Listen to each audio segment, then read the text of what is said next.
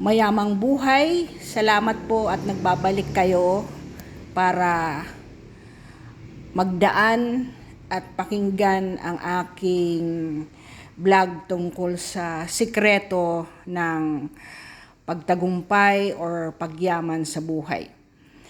Ang subtopic po dito ay leadership at saka failure ng leaders sa tagumpay ng buhay.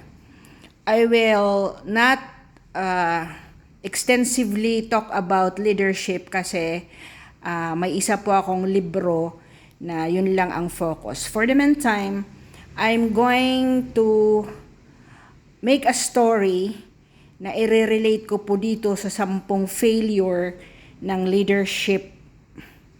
Kaya po nag-fail, mag-succeed ang ating buhay.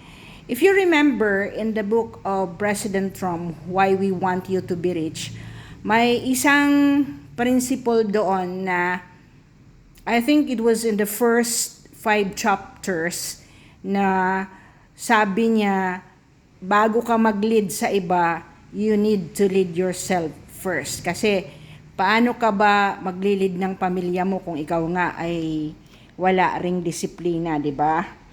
So, number 1 na kwento ay I will call this story about the twin sisters. Ang magkapatid po na ito ay pinalaki ng tatay laang kasi yung nanay ay nasuga pa sa droga, and dito po sila sa Leyte. And the father came back here in Leyte. Tapos yung nanay, kung sino-sino yung mga lalaki na naging kapartner sa buhay.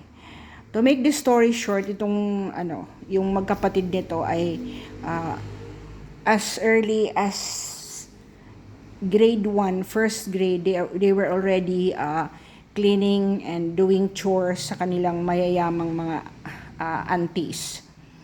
So, ang kagandahan dito, because they have ambition in life to really finish a college degree. Yung younger na twin ay magandang magkanta, and then yung isa mahiyain, pero they were both exposed to selling. So nagsiselling po sila. They sell kahit anong mga products sa malls, and then yun po ang kanilang trabaho.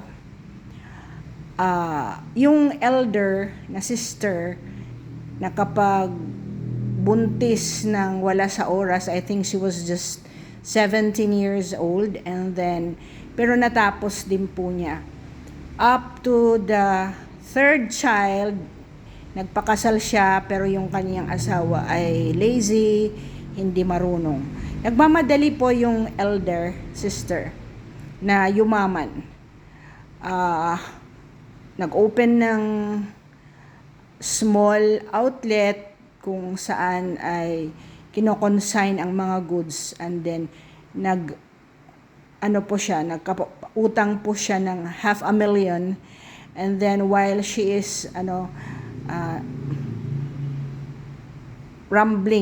nirarambol po niya yung kaniyang pera, ay utang, tapos bumili po siya ng sasakyan. Nagmamadali pong yumaman.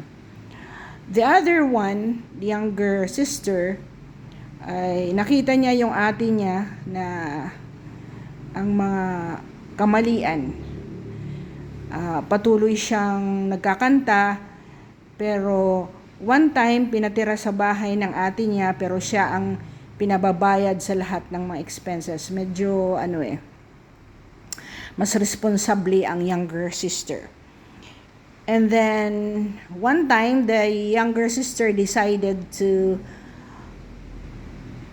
bumukod po, rent a separate apartment, kasi yun nga paggabi nagkakanta po siya sa mga band. Mas organized po siya, and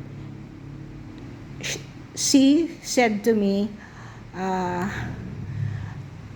din ako po ay gustong magkanta sa Japan. But then, parang hindi yata nakaalis ng Japan.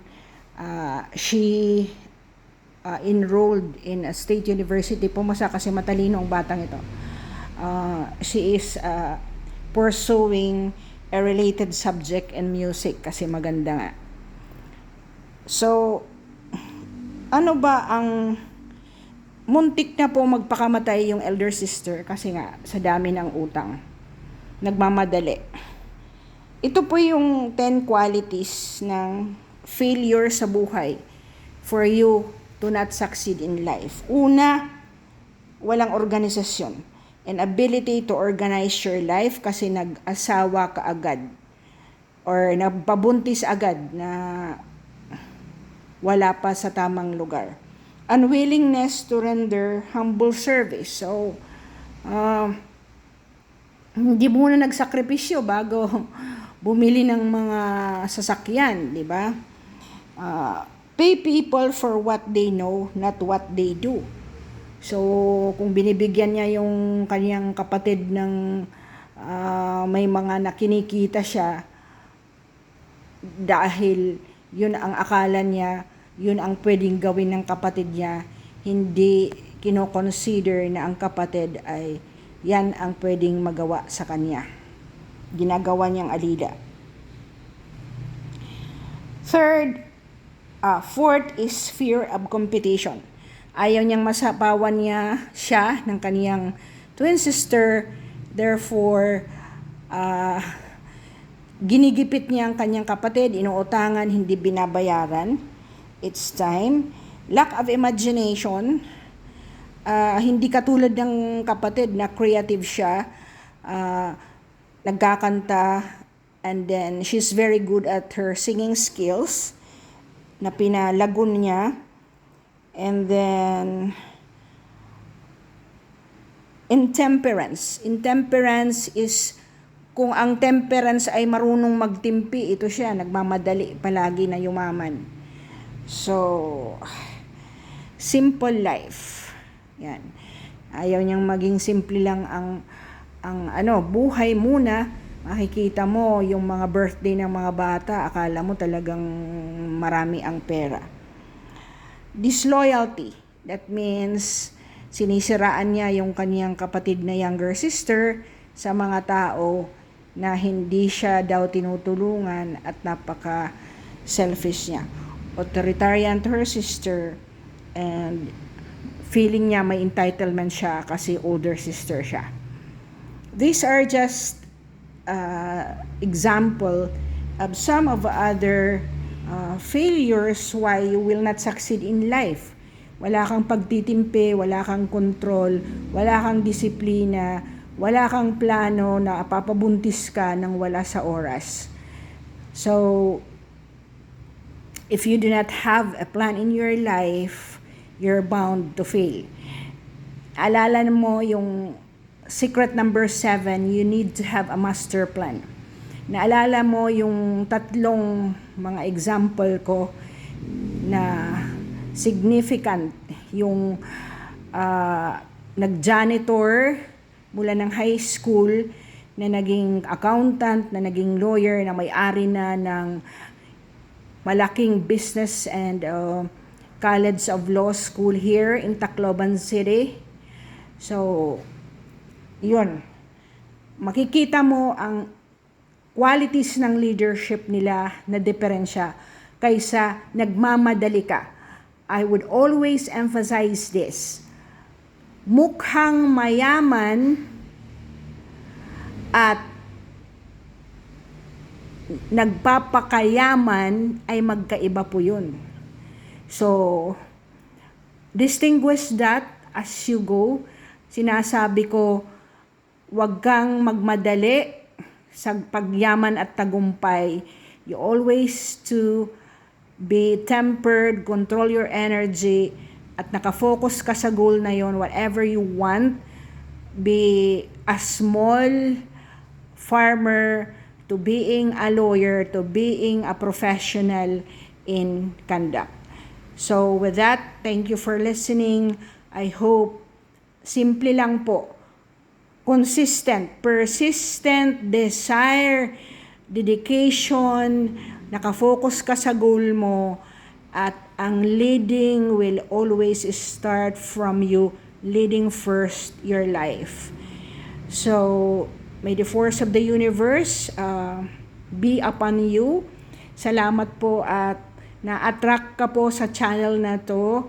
Ganyan po dapat ang tagumpay, na i-encourage ka to listen to motivational videos or inspirational learnings in the YouTube, na kaysa yung mga TikTok na sayaw-sayaw na sige kimbot-kimbot, wala kang magagawa dyan sa buhay mo. So plan your life to succeed, and I hope you had been learning. Sana balikan nyo talaga yung why we want you to be rich ni President Donald Trump, and go back to secret number 2 and 3. Sana ina-apply mo na yon pagkagising mo at bago ka matulog, na sinasambit mo ang goal mo na yon at nakapaskin, or it's placed as the first item when you wake up, yung mga goal mo na yan, in order for you to achieve. Meron po akong isa sideline. May manager po dito ng Metrobank na naging regional manager niya sa buong Eastern Visayas. And the wife used this secret na inilagay niya na I am a lawyer. Active po yung verb niya, I am a lawyer, when she was taking the bar exam. So, if you want, ako ginamit ko rin ito sa aking paglalakbay ng aking buhay, dahil isa itong component sa libro ni Norman Vincent Peale. Thank you for listening. A subscription will entitle you a prompt on your wall each time that I have a newly uploaded video.